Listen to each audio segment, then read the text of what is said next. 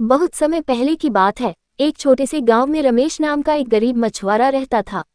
वह रोज सुबह नदी किनारे जाकर मछलियां पकड़ता और उन्हें बाजार में बेचकर अपना गुजारा करता था।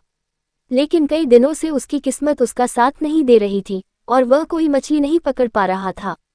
एक दिन रमेश ने सोचा, अगर आज भी मछली नहीं मिली तो घर पर बच्चों को क्या खिलाऊंगा। उदास मन से वह नदी के किनारे बैठा और अपना जाल पानी में डाल दिया। कुछ समय बाद जब उसने जाल खींचा तो देखा कि उसमें एक सुनहरी मछली फंसी हुई थी। मछली देखने में बहुत सुंदर थी और जैसे ही उसने उसे पकड़ने की कोशिश की, मछली ने मानव भाषा में बोलना शुरू कर दिया। मुझे छोड़ दो, रमेश, मछली बोली, मैं एक जादुई मछली हूँ। अगर तुम मुझे छोड़ दोगे तो मैं तुम्हारी हर इच्छा पूरी करूंगी। रमेश को यह सुनकर बहुत आश्चर्य हुआ। उसने सोचा, ये तो अद्भुत मौका है। लेकिन फिर उसके मन में लालच आ गया। उसने मछली से कहा, मैं तुम्हें तभी छोड़ूंगा जब तुम मुझे बहुत सारा सोना और एक बड़ा सा महल दोगी। जादुई मछली ने उदास होकर कहा, ठीक है, तुम्हारी इच्छा पूरी होगी। और जैसे ही रमेश ने मछली को पानी में छोड़ दिया, उसके घर लौटते ही उसने देखा कि वहां एक बड़ा सा महल खड़ा था और उसके चारों ओर सोने के सिक्के बिखरे हुए थे।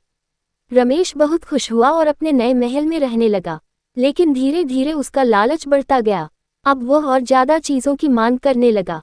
हर बार वह मछली को बुलाता और नई नई इच्छाएं करता, लेकिन उसकी इच्छाओं का अंत नहीं था। एक दिन उसने मछली से अमरता की मांग कर डाली। मछली ने निराश होकर कहा, तुम्हारा लालच अब हद से बढ़ गया है। मैंने तुम्हारी बहुत सारी इच्छाएं पूरी की हैं, लेकिन अब तुम्हें और नहीं दे सकती। इतना कहकर मछली गायब हो गई। रमेश का महल भी खत्म हो गया और वह फिर से उसी छोटे से घर में आ गया जहां से उसने शुरुआत की थी। उसने समझ लिया कि लालच कभी किसी को खुशी नहीं दे सकता। रमेश अब एक बदले हुए इंसान था।